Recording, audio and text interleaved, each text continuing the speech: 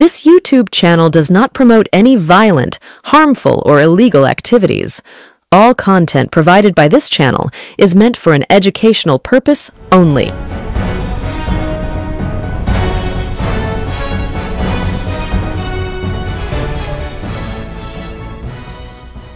নমস্কার, আপনারা দেখছেন বঙ্গচক্ষু ইউটিউব চ্যানেল।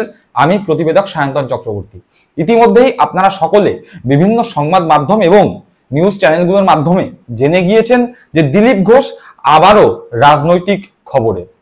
বাংলার যে রাজনৈতিক মহল, সেই মহলে দিলীপ ঘোষের কড়া কুমন্তব্য নিয়ে রীতিমতো আলোড়ন সৃষ্টি হয়েছে।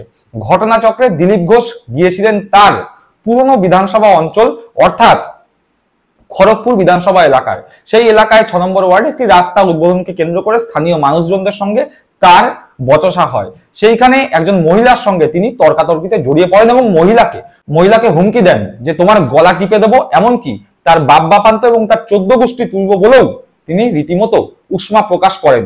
আপনি এমপিও একজন বাপকে বলতে পারেন ১৪ পুরুষ তুলবো, এবার বড় অধিকার দিয়েছে আপনাকে অধিকার কে দিয়েছে?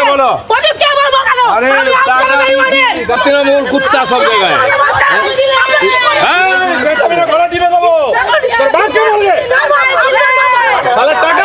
এখানে তিনি থেমে থাকেননি। তিনি তার স্বভাব সিদ্ধ ভঙ্গিতে পরবর্তী দিন অর্থাৎ শুক্রবারে এই ঘটনা ঘটার পরে শনিবার তিনি সংবাদ মাধ্যমের সামনাসামনি হয়ে বলেছেন, যা বলেছি ঠিক বলেছি, কোন রকম মেজাজ হারাইনি, একদম সব জ্ঞানেই কথা বলেছি।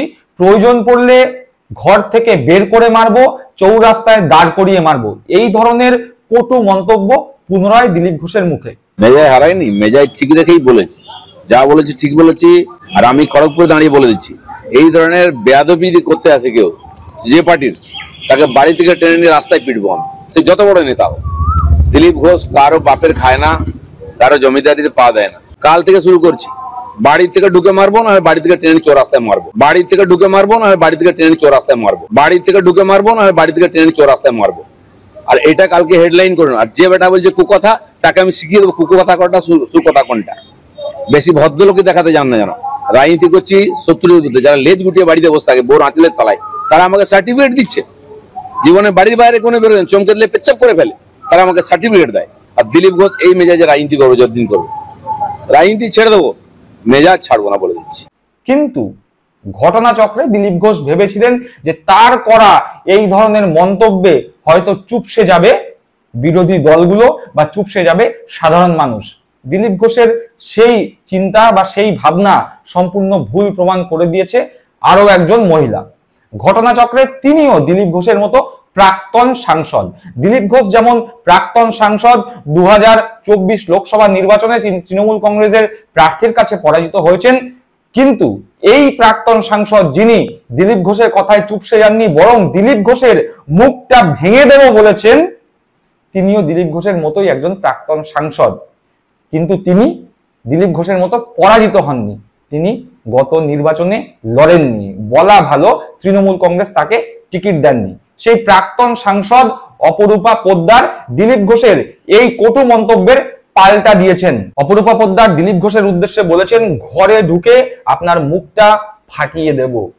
ঠিক বুনো ওল তার বিরুদ্ধে যেমন বাঘা তেঁতুল, সেই রকমই দিলীপ ঘোষের করা যেই মন্তব্য, গলা টিপে দেব বা ঘর থেকে বের করে মারবো, চৌরাস্তায় দাঁড় করিয়ে মারবো, তার পরিবর্তে অপরূপা পোদ্দারের মন্তব্য, ঘরে ঢুকে মুখ ফাটিয়ে দেব।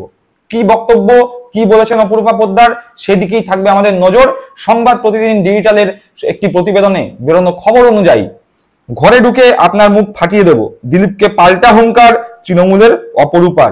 অর্থাৎ তৃণমূল কংগ্রেসের প্রাক্তন সাংসদ, আরামবাগ লোকসভা কেন্দ্রের প্রাক্তন সাংসদ অপরূপা পোদ্দার দিলীপ ঘোষকে পাল্টা হুঙ্কার দিয়েছেন মুখ ফাটিয়ে দেওয়ার। এই প্রতিবেদনের পরবর্তী অংশে বলছে, খড়গপুরের মহিলাকে আক্রমণ করে প্রবল বিতর্কের মুখে দিলীপ ঘোষ। এবার প্রাক্তন বিজেপি সাংসদকে এক হাত নিলেন আরামবাগের প্রাক্তন তৃণমূল সাংসদ অপরূপা পোদ্দার। বললেন, উনি মহিলাদের সম্পর্কে অশালীন মন্তব্য করলে আমিও ওনার বাড়িতে ঢুকে মুখ ফাটিয়ে দিয়ে আসবো। আক্রমণ পাল্টা আক্রমণকে কেন্দ্র করে তোলপাড় রাজ্য রাজনীতি। অর্থাৎ অপরূপা পোদ্দার যেই কথা বলেছেন সেই কথা ফেলে দেওয়ার মতো নয়। দিলীপ ঘোষ মহিলাদের আক্রমণ করলে অপরূপা পোদ্দার তার বাড়িতে ঢুকে তার মুখ ফাটিয়ে দিয়ে আসবে। দিলীপ ঘোষ, আমরা অতীতে দেখেছি দিলীপ ঘোষ মহিলাদের সম্পর্কে কটূক্তি করেন, তিনি মমতা বন্দ্যোপাধ্যায় সম্পর্কে কটূক্তি করেছিলেন। মমতা বন্দ্যোপাধ্যায় যখন 2021 বিধানসভা নির্বাচনের সময় যে প্রচারের সময় যখন আঘাত পান, সেই আঘাত পাওয়ার সময় তিনি হুইল চেয়ারে করে প্রচার পর্ব সেরেছিলেন। সেখানে তার দেখা যেত যে যেই পায়ে তিনি আঘাত পেয়েছেন সেই পাটি উঁচু করা থাকতো। সেই যে ভঙ্গি বা সেই যে হুইল চেয়ার করে মমতা বন্দ্যোপাধ্যায় প্রচারের যে ভঙ্গিমা, সেই ভঙ্গিমাকে কটূক্তি করে তিনি বলেছিলেন, আপনি তো বারমুডা পরে ঘুরে বেড়াচ্ছেন, ঠ্যাং তুলে দেখাচ্ছেন, এই ধরনের কটূক্তি মমতা বন্দ্যোপাধ্যায় সম্পর্কে করেছিলেন। এছাড়া একটি টেলিভিশন চ্যানেলের বিতর্ক সভায় তিনি একজন বাংলা টেলি জগতের একজন স্বনামধন্য অভিনেত্রীর সঙ্গে বাগবিতণ্ডায় জড়িয়ে পড়েন এবং সেই মহিলাকে সরাসরি তিনি তির্যক মন্তব্য করেন সেই বিতর্ক সভায়। এই উদাহরণ আমরা মোটামুটি ভাবে দেখেছি। এক্ষেত্রেও তার কোনো রকম বৈষম্য ঘটেনি। এক্ষেত্রেও দেখা গেল যে একজন মহিলাকে তিনি বললেন যে বাপ তুলে কথা বলবো, 14 গোষ্ঠী তুলে কথা বলবো, প্রয়োজন পড়লে গলা টিপে দেব। এমনকি তিনি বললেন যে ওরা কুকুর, তৃণমূলের কাছ থেকে 500 টাকা নিয়ে ঘেউ ঘেউ করছে। তার পাল্টা অপরূপা পোদ্দার বলে দিলেন যে মহিলাদের যখন দিলীপ ঘোষ আক্রমণ করছে তাহলে আমিও দিলীপ ঘোষের ঘরে ঢুকে দিলীপ ঘোষের মুখটা ভেঙে দেবো। দিলীপ ঘোষ বরাবরই মহিলাদের অপমান করেন, এটা ওনার স্বভাব। বলছেন যে নাকি তিনি মহিলাদের মুখ ফাটিয়ে দেবেন। এই আপনি শিক্ষা পেয়েছেন? আপনি যদি এই কথা বলেন তাহলে আমি আপনার মুখ ফাটিয়ে দেবো, ঘরে ঢুকে আপনার মুখ ফাটিয়ে দেবো। এই প্রতিবেদনের পরবর্তী অংশে কি বলছে? এবার দিলীপ ঘোষকে এক হাত নিলেন আরামবাগের প্রাক্তন তৃণমূল সাংসদ অপরূপা পোদ্দার। বললেন দিলীপ ঘোষ বরাবরই মহিলাদের অপমান করেন, এটাই ওনার শিক্ষা। এরপরই হুঙ্কার ছেড়ে তিনি বললেন মহিলাদের সম্পর্কে যদি উনি অশালীন মন্তব্য করতে পারেন তাহলে আমিও ওনার ঘরে ঢুকে মুখ ফাটিয়ে দেবো।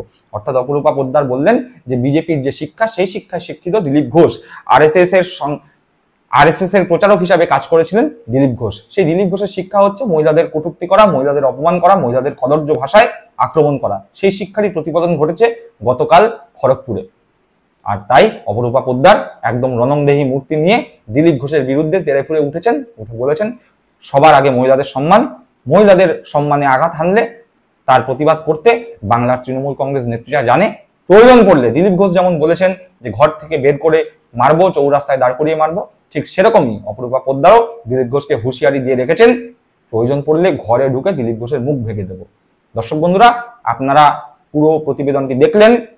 এই প্রতিবেদনের যে লিঙ্ক, সেই লিঙ্ক ডেসক্রিপশন বক্সে দেওয়া রইল, সেখানে গিয়েও আপনারা প্রতিবেদনটি পড়ে নিতে পারেন।